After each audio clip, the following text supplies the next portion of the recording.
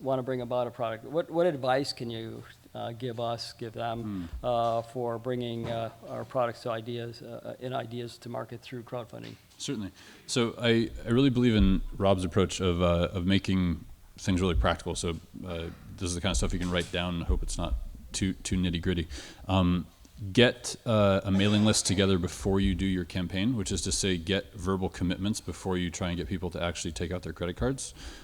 It sort of follows an old election campaign trick, which was to get people to put signs on their lawn before they vote for you. And it's a much easier ask to get someone to give you their email address before they give you their credit card number. So if you have a splash page up, or you have anything that might allow people to just sort of sign up before you launch your campaign, that's one of the best things you can do, is to have a mailing list going into your campaign, because those people will likely be your first supporters, your first backers, your first contributors, your first pre-order customers.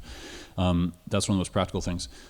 We strongly recommend, if you're doing crowdfunding on your own site, that you budget for marketing and PR.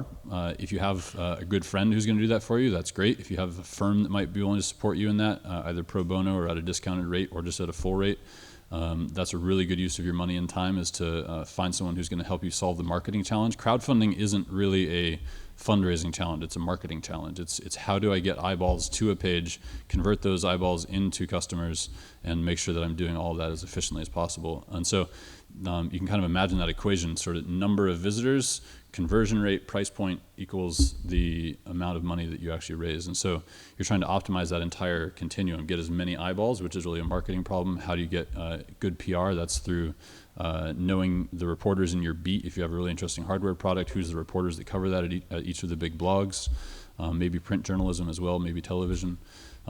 Think of that stuff beforehand. The Art of War quote that the battle is already won before it starts, to sum it up a little bit, is absolutely true in crowdfunding. The campaign is already won before it starts.